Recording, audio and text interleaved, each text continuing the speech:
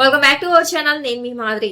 ఎప్పుడైతే మనిషి ఆకలి కోసం పరుగులు తీశాడో, అంటే కడుపు నింపుకోవడానికి పరుగులు పెట్టాడో, అప్పుడు ఎలాంటి రోగాలు మన దరి చేరలేదు.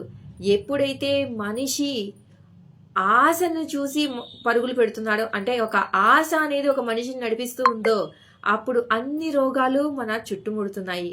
ఎందుకు ఇలా? ఒక్కసారి ఆలోచించండి. ఏం లేదండి, అది వరకు రోజుల్లో కడుపు నింపుకోవడానికి ప్రతి ఒక్కళ్ళు పనిచేసేవాళ్ళు. అంటే ఉమ్మడి కుటుంబాలు ఉండేవి. ఇంట్లో ఒక 10 మంది ఉన్నారంటే అందులో ఒక 3-4 సంపాదించే వాళ్ళు ఉన్నారంటే అది 10 మందికి వాళ్ళు పెట్టాలన్నమాట. వీళ్ళు ఇంటి దగ్గర ఉండి ఆడవాళ్ళందరూ వాళ్ళకి వండి పెట్టడం అంటే ఇలా రకరకాల పనులు చేసుకుంటూ ఉంటే కలిసికట్టుగా మగవాళ్ళు వెళ్ళి వాళ్ళకు తోచిన పని ఏదైతే ఉంటుందో, కూలి పని, నాలి పని, ఏదో ఒక పని వాళ్ళకు తోచింది వాళ్ళు చేయగలిగింది చేసుకుని వచ్చి కుటుంబాన్ని పోషిస్తూ ఉండేవాళ్ళు అనమాట. సో వీళ్ళు ఈ పని అలా ఉండేదన్నమాట. కడుపు నింపుకోవడానికి ఖచ్చితంగా కష్టపడే వాళ్ళు అలా అని చెప్పేసి ఆడవాళ్ళు ఇంటి దగ్గర ఖాళీగా ఉండేవాళ్ళ అంటే లేదండి. ఆ రోజుల్లో కూడా ఆడవాళ్ళు కూలి పనికి వెళ్ళే వాళ్ళు ఉండేవాళ్ళు. అలాగే పిల్లల్ని చూసుకోవడానికి కొంతమంది ఇంటి దగ్గర ఉంటే కొంతమంది పని చేసేవాళ్ళు ఆడవాళ్ళు కూడా. అలాగే ఇంటి దగ్గర ఉండి వాళ్ళు చేయగలిగిన ఏమైనా ఉన్నా కానీ ఏదైనా గేదెలు పెట్టుకోవడము, పాడి పంటలు గేదెలను చూసుకోవడము, వాటికి పాల ద్వారా వచ్చినటువంటి ఆదాయం ఏదైతే ఉంటుందో అలా ఆడవాళ్ళు కూడా ఖాళీగా ఉండేవాళ్ళు కాదు. రకరకాల పిండి వంటలు చేసేవాళ్ళు. పిండి వంటలు వాటిని వండి ఏదైనా ఒక షాప్కి వేసి సంపాదించడం, ఇలా రకరకాలుగా ఆదివరకు రోజుల్లో కూడా తెలివితేటలు ఉన్న వాళ్ళు అలాగే చేసేవాళ్ళు ఉన్నారు. కాకపోతే మేజర్గా ఎక్కువ మనుషులు ఉండేవాళ్ళు, సంపాదించే వాళ్ళు తక్కువ ఉండేది. కాబట్టి వాళ్ళందరి కడుపు నింపడానికి బాగా కష్టపడేవాళ్ళు అనమాట, ఎవరి రీతిలో వాళ్ళు. కానీ ఇప్పుడు ఏంటి? ఆశ.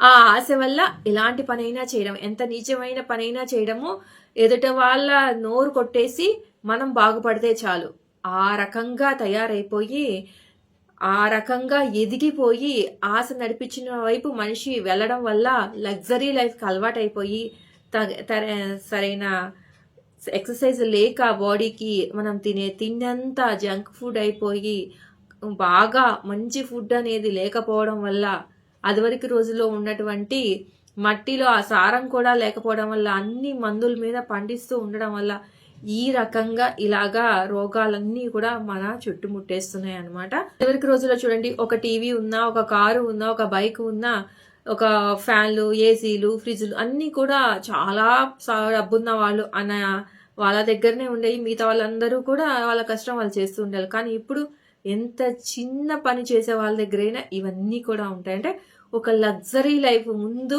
జనాలందరికీ కూడా మేము ఈ లెవెల్లో బతకాలి, వాళ్ళు బతుకుతున్నారు మేము కూడా బతకాలి అనే దానికే ఎక్కువ మొక్కు చూపిస్తున్నారు. కానీ కష్టపడాలి, ప్రతి ఒక్కళ్ళం కూడా కష్టపడాలి. ఇప్పుడు చాలా ఉన్న వాళ్ళ పిల్లల్ని తీసుకున్నాము, వాళ్ళ తాత తరాల నుంచి కష్టం చేసేసి సంపాదించి పక్కన పడేస్తే తరతరాలుగా వాళ్ళు కష్టం చేస్తారా చెప్పండి? చేసే వాళ్ళు కూడా ఉన్నారు. కానీ most of the people enjoy చేయడంలోనే ఉంటారనమాట. అలాగా కష్టం విలువ అనేది తెలిసినటువంటి జనరేషను ఈ జనరేషన్లో తక్కువ మంది పిల్లలు ఉన్నారని చెప్పచ్చు అనమాట.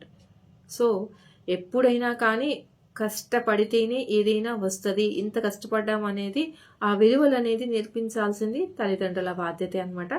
కాబట్టి ప్రతి ఒక్కళ్ళు కూడా ఎంతో కొంత రియలైజేషన్తో ఈ విధంగా ఆలోచిస్తారు నాలాగే అని అనుకుంటూ ఈ వీడియోని ముగిస్తున్నాను. వీడియో కనుక సెలెక్ట్ చేయడం మర్చిపోవద్దు. మరి ఇలాంటి వీడియోస్ కోసం వెంటనే ఛానల్ సబ్స్క్రైబ్ చేసుకొని పక్కనే ఉన్న బెల్ ఐకాన్ ప్రెస్ చేయండి. అప్పుడే నేను పెట్టే డైలీ నోటిఫికేషన్స్ మీ దాకా వచ్చేస్తాయి.